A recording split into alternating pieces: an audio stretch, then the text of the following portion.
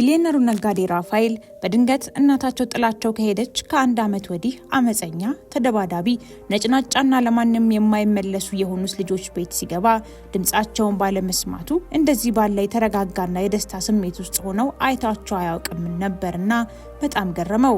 ከዚያም ቀስ ብሎ ወደ ክፍል ሲገባ ሞግዚቷ በሶስቱ ወንዶች ልጆች ተከባ መሬት ላይ ተንበርክከው ሙሉ በሙሉ በተመስጦ ውስጥ ሲሆኑ እሷም ወደ መሬቱ እንጂ ልጆቹን እያየች አልነበረም።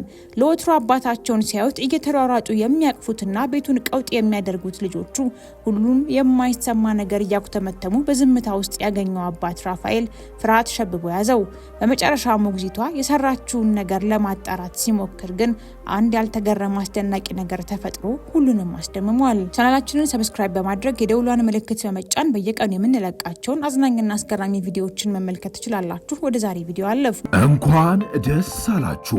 የመጀመሪያ ዙር የማስታወቂያ ዋጋ ከ30% ቅናሽ ጋር በመሃል ፒያሳ አራዳና ወዳጅነት ፓርክ ፊት ለፊት ለሽያጭ ክፍት ሆነ።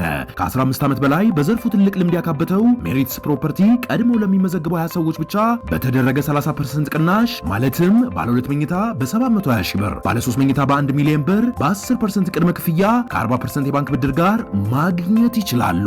ምን ይሄ ብቻ! በልዩነት ለ20 ደንበኞቻችን ታላቅ ቅናሽና በቤተሰብ አሊያም በቡድን ሆኖ ለሚገዙ ደንበኞቻችን ልዩ የቤተሰብ ቅናሽ አቅርበናል። ፈጥነው ይመዝገቡና ከባላዮቹ አንዱ ይሁኑ። ታዲያ ምን ይጠብቃሉ? አሁኑኑ በ0939 04 9839 ላይ ይደውሉ። ቢሊየነሩ ነጋዴ ራፋኤል የቤቱን በር በርግዶ ገባና ኮቴው ሙሉ ቤቱ ውስጥ እስኪሰማ ድረስ በንዴት እየተራመደ ወደ ውስጥ አመራ።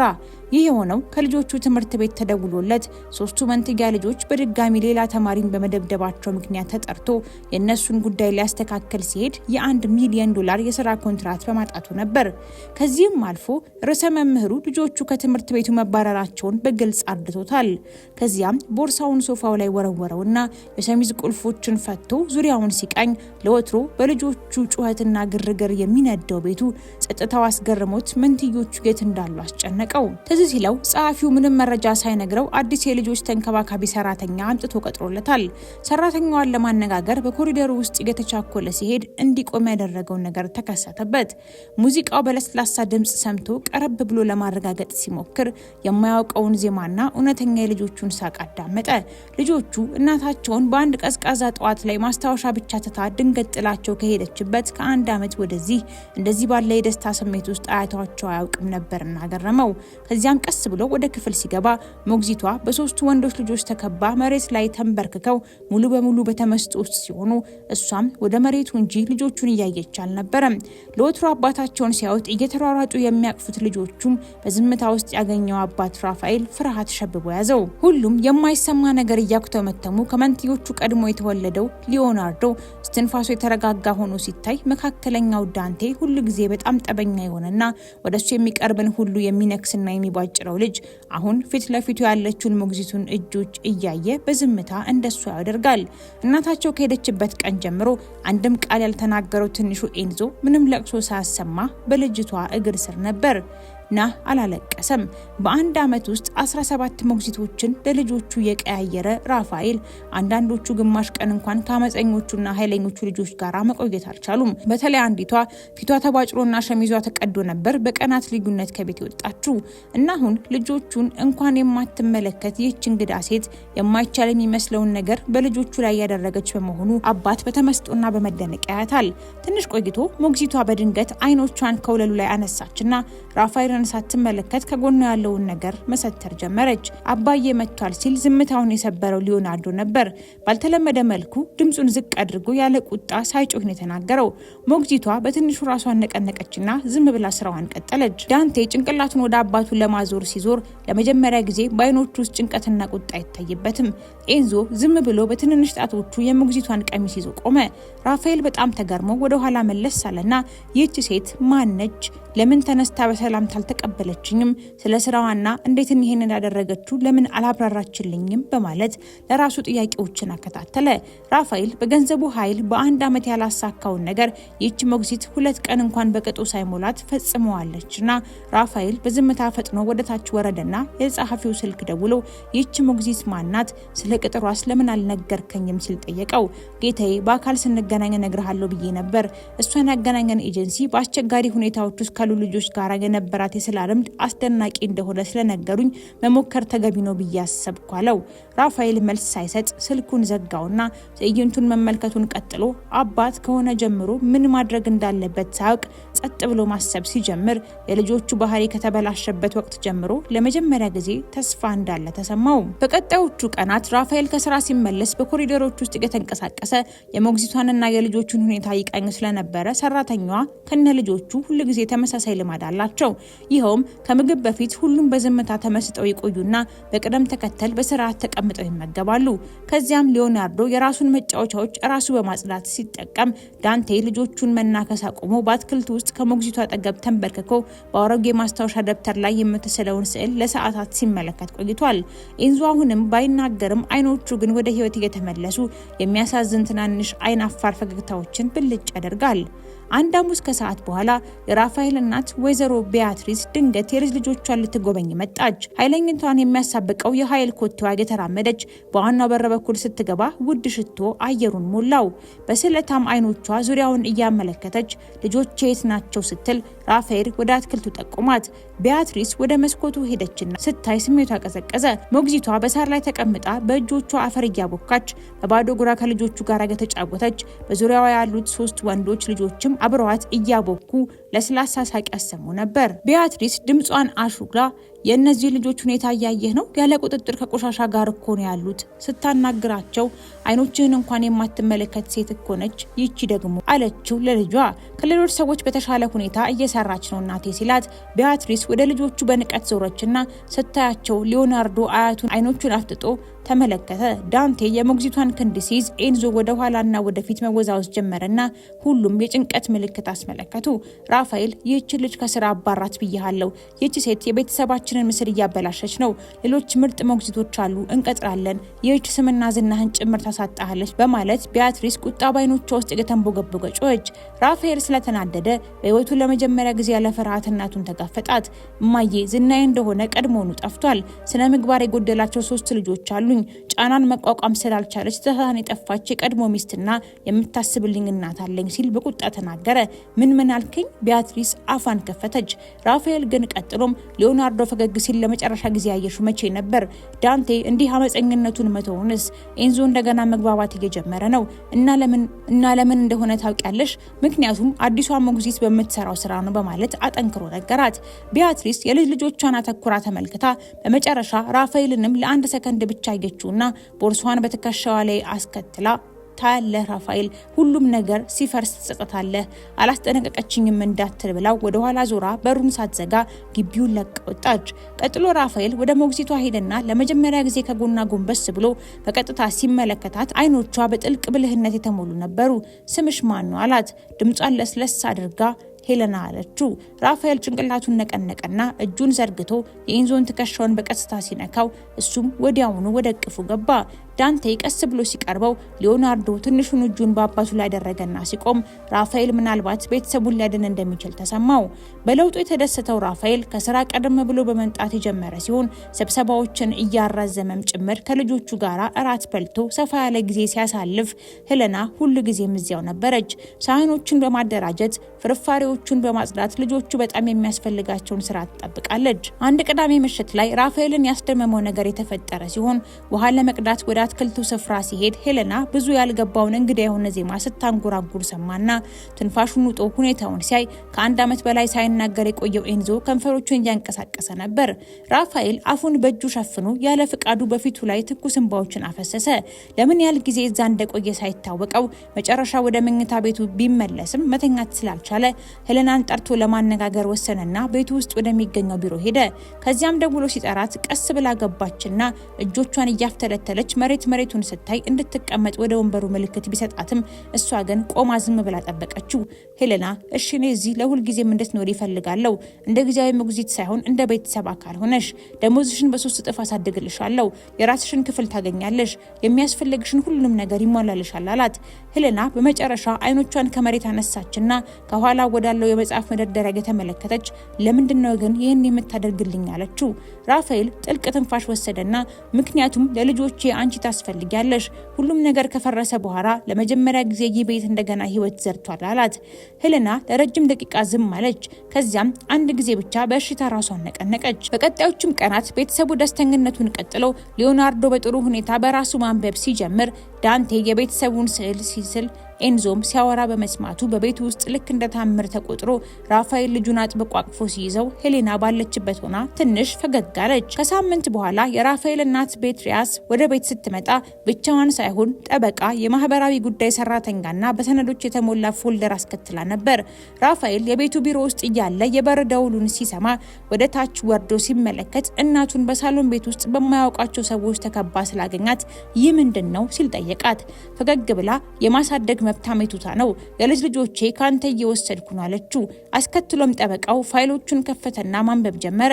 የወላጅ ቸልተኝነት፣ ልጆቹ ምቹ ባልሆነ ከባቢ ውስጥ መቆየትና የህፃናት ላይ ጥሰት መፈጸሙን የሚገልጽ ረጅም ዝርዝር አቀረበና እናትህ በጣም አጠናክራ ጉዳዩን ወደ ህግ ወስደዋለች ሲለው ራፋኤል መሬቱን እግሩን መታመት አደረገና ተገርሞ ዝም ብሎ ቢያትሪስን ተመለከተ።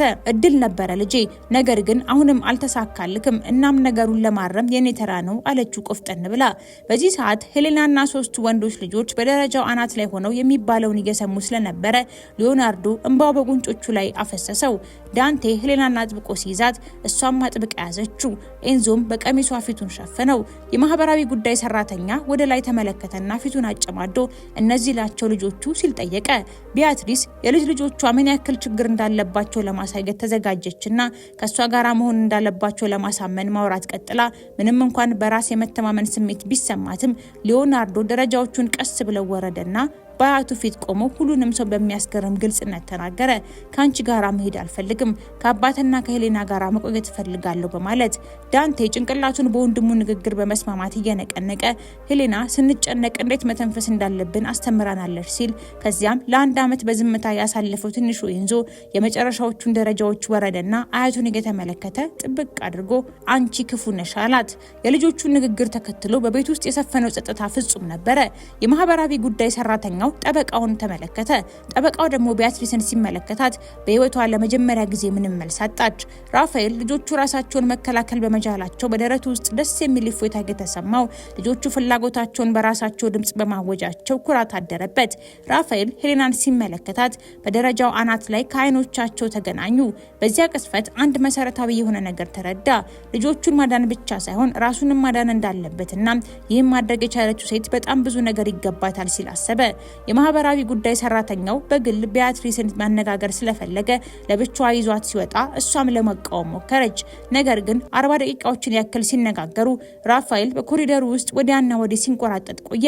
በመጨረሻ ጠበቃው በድንገት ፋይሉን ሲዘጋው የማህበራዊ ጉዳይ ሰራተኛው የሆነ ነገር በማስታወሻው ላይ ሲጽፍ ቆየና ወደ ራፋኤል ቀረብ ብሎ ጌታዬ፣ እውነቱን ለመናገር እዚህ ስመጣ በልጆቹ ላይ ከባድ ቸልተኝነት እንዳለ ጠብቄ ነበር፣ ነገር ግን ያገኘሁት ተቃራኒውን ነው ሲል ቢያትሪስ ወደፊት ወጣችና ድምጿን በቁጣ የተንቀጠቀጠ ይህ ሙኝነት ነው፣ ግምገማህን ቀጥል፣ ከተታለሉ ልጆች ጋራ በተደረገ የደቂቃዎች ውይይት ላይ መመስረት አልችልም አለችው። የማህበራዊ ጉዳይ ሰራተኛ ኮስተር ብሎ ወደሷ ዞረና እመቤት፣ እነዚህ ልጆች አልተታለሉም፣ ስሜታዊ ግንዛቤ ያላቸውና ከአባታቸውም ሆነ ከተንከባካቢ ጋራ ጤናማ ትስስር እንዳላቸው በግልጽ ይታያል። እንዲያውም በጣም ሚዛናዊ የሆኑ ልጆች ናቸው፣ በጣም አልፎ አልፎ እንጂ እንደዚህ አይነት በሳል ልጅ አይቼ አላውቅም ሲል ራፋኤል በድጋሚ እፎይታ ተሰማው። በውይይት ወቅት ሊዮናርዶ ይባስ ብሎ ሌላ አስገራሚ ነገር ተናገረ። አያቴ ለሄሌና ገንዘብ ሰጥታት ነበረ፣ እሷ ግን እምቢ አለቻት አለ። ሁሉም ደንግጠው ዝም አሉ። ራፋኤል ቀስ ብሎ ወደ እናቱ ዞሮና ምንድን ያደረግሽው ሲል ጠየቃት። እሷም ሳታፍር አስፈላጊ የሆነውን ያደረኩት፣ ግልጽ ለሆነ ችግር ምክንያታዊ መፍትሄ አቀረብኩ፣ ነገር ግን እቺ ሴት በጣም ያልተለመደች ስለሆነች ጥቅም እንኳን አልገባትም አለችው። በዚህ ጊዜ ሄሌና ደረጃዎቹን ቀስ ብላ ወረደችና ከቢያትሪስ ጥቂት ራቅ ብላ ለመጀመሪያ ጊዜ በሙሉ አይኗ ስትመለከታት ቆየችና አዎ ውድቅ አድርጌዋለሁ፣ ምክንያቱም ገንዘብ እነዚህ ልጆች የሚያስፈልጋቸውን ምንም ነገር መግዛት ስለማይችል ነው። ግብዝነት አያስፈልጋቸውም ሆኖ መገኘት እንጂ ስትል ቢያትሪስ እያንዳንዱ ቃል እንደ ድንጋይ ሲወድቅባት ተሰማት። ቢያትሪስ ልክ እንደታፈነች ያክል ተሰማትና ወደ ኋላ ተመለሰች። ጠበቃው ጉሮሮውን አጸዳዳና ፎልደሩን ዘግቶ ወይዘሮ ቢያትሪስ ይህንን ጉዳይ በማስረጃ እጥረት ምክንያት ብቻ ሳይሆን ለሰራተኛ ጉቦ ለመስጠትና ያልተገባ ጥቅም ለማግኘት በመሞከሩም የህግ መዘዝ ሊያስከትልቦት ስለሚችል ጉዳዩን እንድንዘጋ እመክራለሁ በማለት አስረዳት። ይህንን ቤተሰብ መጠበቅ ብቻ እንደፈለኩ ትረዳላችሁ ስትል ራፋኤል ፈጠን ብሎ አንቺ ፍጹም ይህንን ቤተሰብ እንደናት መጠበቅ አትፈልጊም ነበር መቆጣጠር እንጂ ያ ደግሞ በጣም ልዩነት አለው ሲላት ቢያትሪስ ሽንፈት ተሰማት። እሱ ግን ንግግሩን ቀጥሎ የአመታት ውጣ ውረዱን እያሰበ ጥልቅ ትንፋሽ ወሰደና ህይወቱን በሙሉ አንቺ የነገርሽኝን ያደረኩኝ ያመጣሽልኝን ሴት አገባው የምትመኙን ኩባንያ ገነባው ያቀድሽውን ህይወት ኖር ያለው እና ያ ምን እንዳመጣብኝ ታውቂያለሽ? 3 የተጎዱ ልጆችን ጥላብኝ የሸሸች ደስተኛ ያልሆነች ሚስት ከዚያም ላይ ጠፋኝ የቀረበ ብቸኝነት እያለ ምድር ብሎ ሲናገር ቢያትሪስ አሁን ባይኖቿ እንባ ፈሰሰ። ነገር ግን ራፋኤል አላቆመም። ይህች በጣም የምትንቂያት ሴት ፈጽሞ የማልችለውን ነገር አስተምራኛለች። ፍቅር መቆጣጠር እንዳልሆነ አስተምራኛለች። መሰበር ችግር የለውም ብላ አስተምራኛለች። ምክንያቱም ብርሃኑ የሚመጣው በስንጥቆች ውስጥ ስለሆነ ነው አለ ወደ ሄሌና ዞሮ። እሷም ዝም ብላ ቆማ አይኖቹ እያበሩ ነበር። በዚያ ቅስፈት ልጆቹ ከሳሎን ክፍል ወደ አባታቸውና ሄሌና ሮጠው በመሄድ በከፍተኛ ፍቅር ተራ በተራ ሲያቅፏቸው የማህበራዊ ሰራተኛውና ጠበቃው ፈገግ ብለው ራሳቸውን ነቀነቁና ወደ በሩ ሲያመሩ ቢያትሪስ በአዳራሹ መሃል ብቻዋን ቆመች። ከዚያም ከመሄዷ በፊት ልጇን አንድ ጊዜ ተመለከተችና በቁጣ ድምጽ በዚህ ነገር ትጸጸታለህ ብላ ወጣች። ራፋኤል የሄሌናን እጅ ለመጀመሪያ ጊዜ ሲይዛት እሷም ጣቶቿን ከሱ ጋር አላለያየቻቸውም፣ ግን በፍርሃትና በእምነት ዝም አለች። እናቴን አውቃታለሁ፣ ምንም የሚፈጠር ችግር የለም፣ አንቺም ጥረትሽን ቀጥይ አላት። ራፋኤል ከዛ በኋላ በሄሌና አመስጋኝ ብቻ ሳይሆን ሌላ የተለየ ስሜት እያደረበት ህይወት እፎይታ እየተሰማው የመጣ ሲሆን ከ3 ወራት በኋላ መኖሪያ ቤቱ ሙሉ ለሙሉ ተቀየረ። ለውጡ ደግሞ በግድግዳ ቀለም፣ በኮሪደሩ ወይም በቤት እቃዎች ምክንያት ሳይሆን በእያንዳንዱ ጥግ ላይ የቤተሰቡ ደስታና ሳቅ ስለሚሰማና ህይወት እያበበ በመምጣቱ ነው። ልጆቹ ያዘጋጇቸው ባለቀለማት ያሸበረቁ ስዕሎች በየቦታው ተሰቅለው ሲታዩ የአትክልት ስፍራው በእያንዳንዱ ልጆች ስም የተተከሉ አበቦች፣ በካሮትና ቲማቲም በመሳሰሉ ፍራፍሬዎች አሸብልቋል። ራፋኤል ከስራ ቦታው ቀደም ብሎ እየመጣ ከመተኛቱ በፊት ታሪኮችን ሲያነብላቸው በእነዚህ ጊዜያት ሄሌና እንደ ሰራተኛ ሳትሆን እንደ ቤተሰብ አካል ሆናለች። በአንድ አርብ ምሽት ልጆቹ ሲተኙ ራፋኤል ድፍረቱን አገኘና ወደ ሄሌና ጋራ ሲሄድ እሷን በአትክልት ውስጥ በጨረቃ ብርሃን ታግዛ እጽዋቱን ውሃ ታጠጣ ነበረ። ሄሌና ላናግርሽ የምፈልገው ነገር አለ አላት ድምጹን ለስለስ አድርጎ። ብትሰማውም አልመለሰችም። ዝም ብላ ውሃ ማጠጣቷን ቀጠለች። ሰውነቷ እንደተጨነቀ አስተዋለና ለውጦችን እንደማትወጅ ያውቃለሁ፣ ነፃነትሽን እንደማከብር ቃል እገባለሁ፣ ግን አንድ ነገር መናገር አለብኝ፣ ምክንያቱም ከዚህ በላይ ከቆየው ፈነዳለሁ አላት ቆፍጠን ብሎ። ሄሌና በቀስታ ቱቦውን መሬት ላይ ያስቀመጠችና በጥንቃቄ ወደሱ ዞሮችና እንደሌላው ጊዜ ትከሻውን ሳይሆን በቀጥታ አይኖቹን ስትመለከተው ራፋኤል እኔ ወድሻለሁ፣ መቼ እንደሆነ አላውቅም፣ ምናልባት ሊዮናርዶን መረጋጋት ስታስተምሪው አይቼ ወይም ዳንቴ ፈገግ ሲል ወይም ኤንዞ ለመጀመሪያ ጊዜ ስምሽን ሲጠራ እናም ምንም እንዳልተሰማኝ ማስመሰል አልችልም። ቃላቶቹ ሲወጡ እፎይታ ተሰማው። ሄሌና ዝም ብላ ጣቶቿን ከቀሚሷ እያፍተለተለች ፍርሃት፣ ግራ መጋባትና ጥርጣሬ እየተሰማት መሆኑን የተረዳው ራፋኤል የግድ አሁንም መልስ መስጠት አያስፈልግሽም፣ እኔ ስሜቴን መንገር ብቻ ፈልጌ ነው ስላት ሄሌናም በመጨረሻ በፍርሃት ግን ሰዎችን በሚጠብቁኝ መንገድ እንዴት መውደድ እንዳለብኝ አላውቅም፣ የፍቅር ምልክቶችን እንዴት እንደማነብ አላውቅም፣ የፍቅር መቅረጫዎችንም እንደዚያው እንዴት እንደምወድ አስተምረኝ እማራለሁ ብላው እንባዋን አፈሰሰች። ራፋኤል ወደ ሄለን እጆቹን ዘርግቶ ለቅፉ ሲጋብዛት እጁን ለረጅም ጊዜ ተመለከተችውና ቀስ ብላ እጇን በላዩ ላይ ያደረገችና ጣቶቻቸውን አጣምረው ተቃቀፉ። ከዚያም በቀጣዮቹ ወራት ራፋኤል ከሄለና ጋራ ማንኛውም ንክኪ በዘፈቀደ ከማድረግ ይልቅ ነገሮችን ደረጃ በደረጃ ማስኬድን የመረጠ ሲሆን ሄሌና ከጎኑ ተቀምጣ ልዩ ምግቦችን በማብሰል ፍቅሯን እያሳየች እንደሆነ ተረዳ። እውነተኛ ፍቅርን ለመግለጽና በዚያ ለመታመን ጮክ ብሎ መናገር እንደማያስፈልግ ገብቶታል። ሄሌናም ቀስ በቀስ የራፋኤል ልጆች የእሷም እንደሆኑ ማመንና ቤተሰቡም ለእሷ እውነት መሆኑን ተረዳች። ከወራት በኋላ እሁድ ቀን ምሽት ራፋኤል አሁን 8 ዓመት የሞላቸው ልጆቹን በአትክልቱ ስፍራው ሰበሰባቸውና አንድ ነገር ከማድረጌ በፊት የእናንተን ፍቃድ እፈልጋለሁ፣ አንድ አስፈላጊ ጥያቄ ልጠይቃችሁ የጠየቃችሁ ሲል ሊዮናርዶ እጁን አጣምሮ ፈጠን አለና ሄሌና እንድታገባ ልትጠይቃት ነው ሲለው ራፋኤል ደንግጦ አይኖቹን አስፍቶ ተመለከተው። ታውቃለህ አባዬ እሷ በጣም መልካም ነች ሲለው ኤንዞ በአባቱ ጭን ላይ ወጥቶ ትናንሽ እጆቹን በጉንጮቹ ላይ ያደረገና ሄሌና እውነተኛ እናታችን ናት፣ ሌላኛዋ ደግሞ በደም ብቻ ናት አለው። ራፋኤል ልጆቹን አቅፎ በስሜት ሳማቸውና ሁሉንም እየተመለከታቸው ስለዚህ ልጠይቅ እችላለሁ ማለት ነው ሲል ሶስቱም በተመሳሳይ ጊዜ አዎ ብለው ጮሁ።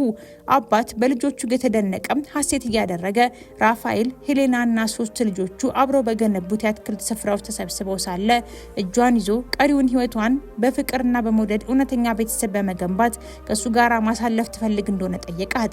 ሄሌና በቃላት አልመለሰችም። ነገር ግን ራሷን ነቀነቀችና ትንሽ አይናፋር ግን እውነተኛ ፈገግታ ፈገጋለችና የፍቅር ጥምረታቸውን የልጆቹ እናት መሆኗን አረጋገጠችለት። እንደ ሁልጊዜው ሁሉ በዚህ አስገራሚና አሳዛኝ ታሪክ ላይ የተሰማችሁን ሀሳብና አስተያየት አካፍሉን። እዚህ ላይ አበቃን። ቸር ቆዩልን።